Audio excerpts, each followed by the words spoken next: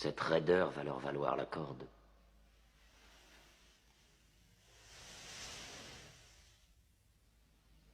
Vous ne vous prosternez pas devant votre prophète? Mahomet est un homme. On ne s'incline que devant Dieu. Où sont les miracles de Mahomet, Jafar? Si c'est bien un prophète, il doit pouvoir embraser le ciel de toutes sortes de miracles. C'est juste, en vérité. Dieu a donné à ses prophètes le signe des miracles pour que nous les reconnaissions. Le miracle de Mahomet, c'est le Coran sacré. Un livre, un simple livre écrit par un illettré et attribué à Dieu. Je crois que l'empereur en a assez entendu.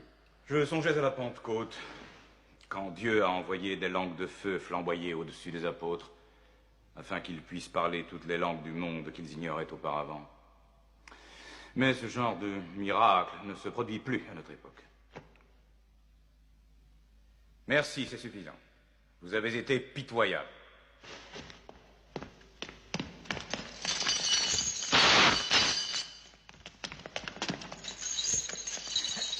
Nous avons souffert des persécutions à la Mecque. Mahomet nous a dit, allez en Abyssinie, terre d'un roi juste, où tout homme est libre de sa pensée. Ce qu'ils appellent persécution n'était que punition bien méritée, leur insubordination... Pourquoi votre prophète vous a-t-il envoyé à moi? Parce que toi aussi tu crois en un livre où Dieu est unique comme nous. Il nous a envoyés parce qu'au fond de ton cœur, ton Dieu nous protégera tous. Parler avec ces hommes, c'est puiser l'eau d'un mirage.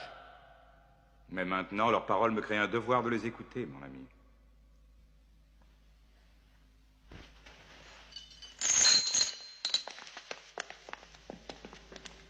Continue.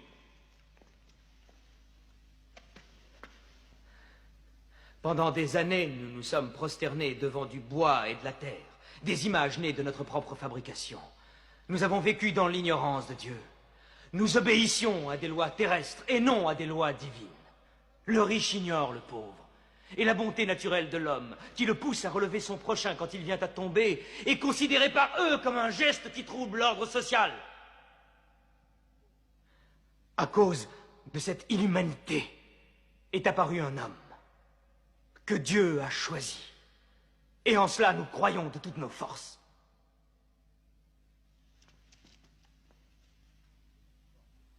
Tu t'emportes. Je te prie de reprendre tes esprits. Je parle du messager de Dieu. Mahomet nous enseigne d'adorer un Dieu unique, d'exprimer la vérité, d'aimer son prochain comme soi-même, de faire la charité. Un simple sourire est peut-être déjà un geste de charité. De défendre la femme contre les abus. De protéger l'orphelin. Et de nous éloigner des dieux de bois et de terre. Je refuse de supporter plus longtemps de tels blasphèmes. Nous sommes une civilisation très ancienne. Dire que nos dieux ne sont que du bois et de la terre, c'est en parler en complète ignorance. L'idole, la forme, nous ne la vénérons pas. Nous vénérons l'esprit qui est évoqué par leur forme. Je te concède que l'idolâtrie a souvent été mal interprétée au cours des âges. Merci. Et maintenant, revenons-en à ce qu'il dit des femmes. Dieu a bien créé la femme pour devenir la compagne de l'homme. Elle est différente, mais notre égale. Notre égale? Nous nous payons des femmes. Nous les nourrissons, nous les habillons, nous les utilisons, nous les congédions. Les femmes, nos égales?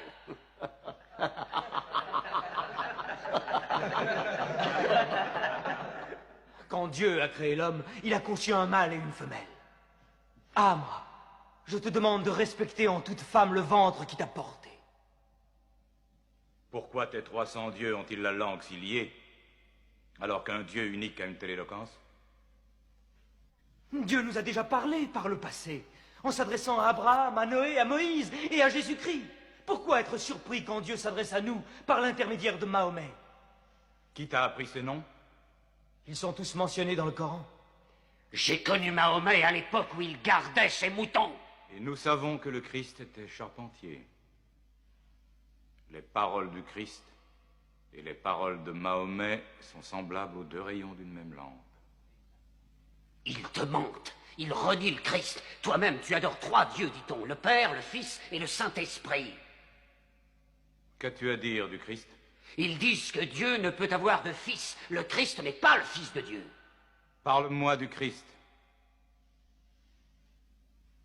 Eh bien, nous disons du Christ ce que le prophète nous a enseigné. Dieu a insufflé le Saint-Esprit dans le ventre d'une vierge appelée Marie qui a conçu le Christ, l'apôtre de Dieu. L'apôtre, tu as entendu, et pas le Fils. Et ton miracle, ton Coran, qu'est-ce qu'il dit de la naissance de notre Seigneur Jésus-Christ? Je peux citer les paroles? Approche-toi.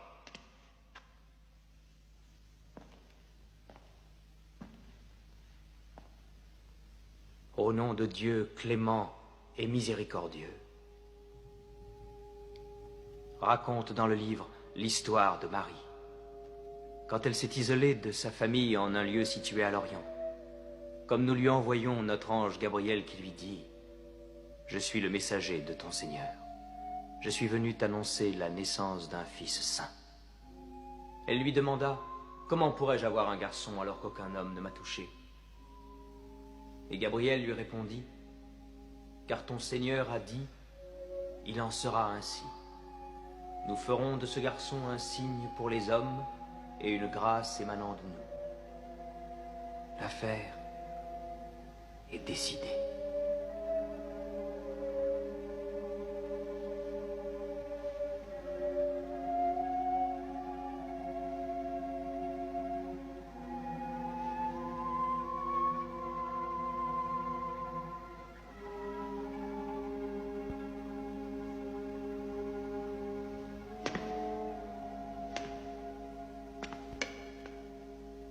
Finalement, la différence entre nous et vous n'est pas plus large que cette ligne.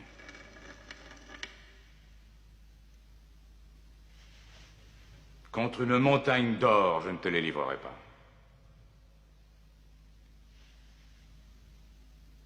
Vous pouvez vivre en Abyssinie en paix, aussi longtemps que vous le souhaiterez.